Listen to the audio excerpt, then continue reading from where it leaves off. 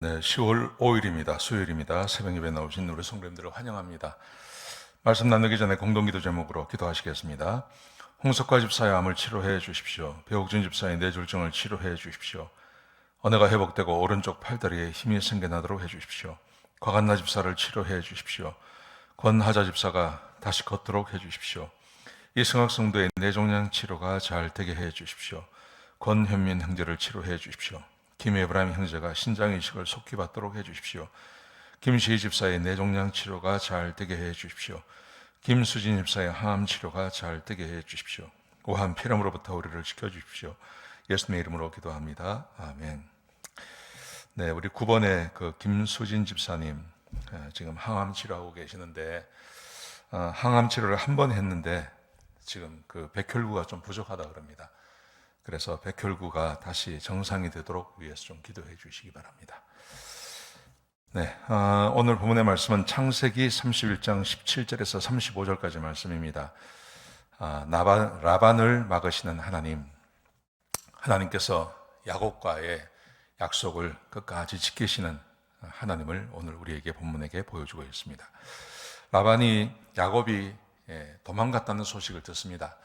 3일 뒤에 듣습니다. 오늘 본문에 보시면 3일 후에 이 소식을 듣고 라반이 자기 형제들을 데리고 7일을 쫓아가서 이 야곱을 해치려고 그랬습니다. 야곱을 해치려고. 그런데 하나님께서 나타나셔서 그를 해치지 못하도록 막아주십니다. 자, 오늘 이 본문의 내용을 한번 같이 한번 보시겠습니다.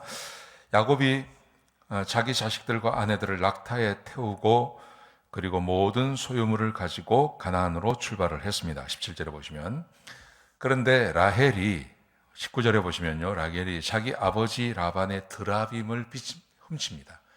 드라빔이 뭐냐 하면 가정의 수호신 같은 것입니다.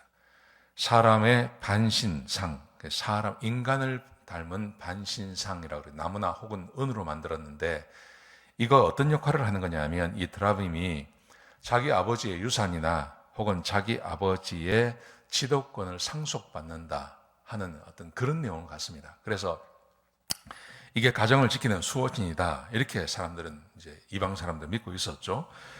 근데 이 라헬이 가면서 자기 아버지의 이 드라빔을 훔쳐서 도망을 갑니다.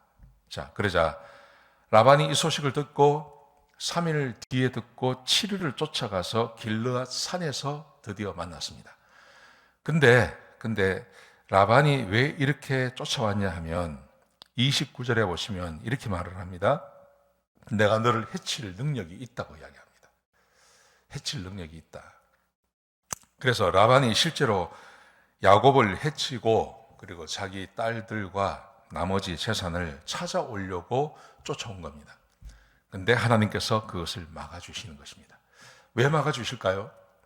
그것은 하나님께서 약속하셨기 때문에 그렇습니다. 하나님이 함께 해주시고 하나님이 지켜주시고 하나님께서 다시 무사히 집으로 돌아오게 해주겠다. 하나님께서 처음에 야곱을 만나셨을 때 그렇게 약속하셨습니다. 하나님께서 이 약속을 신실하게 지키고 계신 것입니다. 사랑하시는 성도 여러분, 라반이 이 야곱의 재산을 뺏으려고 그랬고 그에게 줄 것을 주지 않으려고 그랬고 마지막에는 그가 도망가는 것을 보고 그의 모든 것을 다 뺏어오고 그를 죽이려고 했는데 결국은 그렇게 하지 못합니다. 왜냐하면 하나님께서 막아주셨기 때문에 그렇습니다.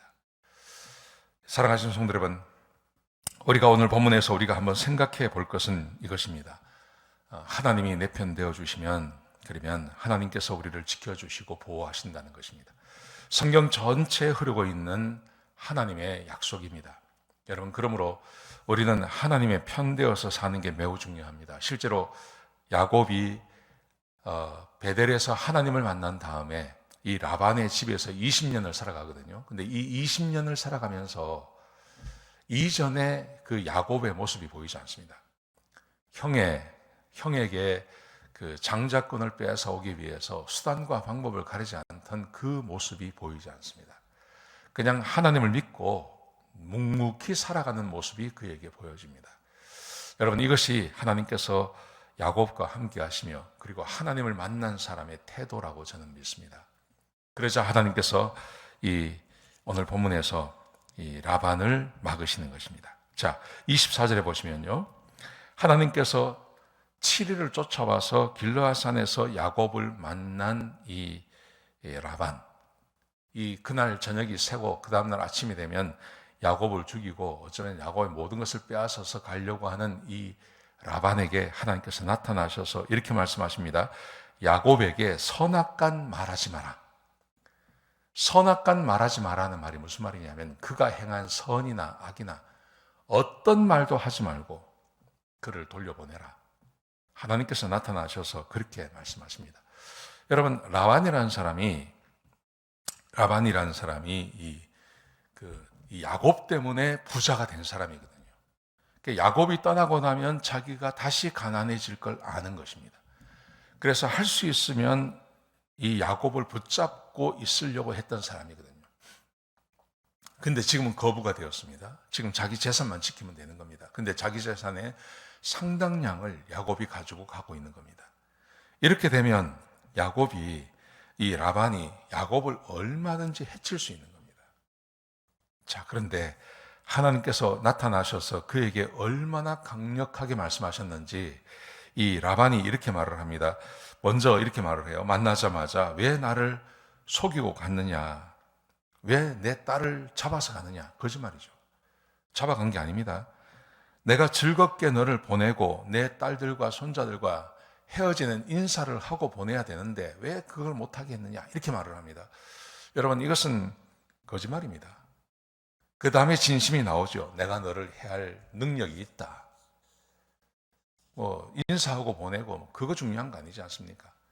재산이 나가는 게 중요한 거죠. 그런데 그가 고백하기를 29절에 보시면 어제 저녁에 밤에 너희 아버지의 하나님이 나를 찾아오셔서 너에게 아무 말 하지 말라고 말씀하셔서 내가 너를 다시 보낸다. 그렇게 말합니다. 사랑하시는 성도 여러분, 우리가 지금 이민생활하고 있습니다. 우리도 이민생활하고 있고 우리도 타지에서 세월을 보내고 있는 것입니다. 주님, 우리가 이런 세월을 보내면서 무엇을 믿고 살아야 될까요? 하나님 믿고 살아야죠. 하나님만 의지하고 살아야 될 줄로 믿습니다. 하나님의 말씀에 순종하며 주께서 우리를 이끄시는 대로 그렇게 순종하며 살아가는 것이 마땅하다고 생각합니다. 그러면 하나님께서 오늘 본문에 하나님이 라반을 막으시고 야곱을 축복하신 것처럼 그를 보호해 주신 것처럼 그렇게 우리의 삶을 보호해 주실 것입니다.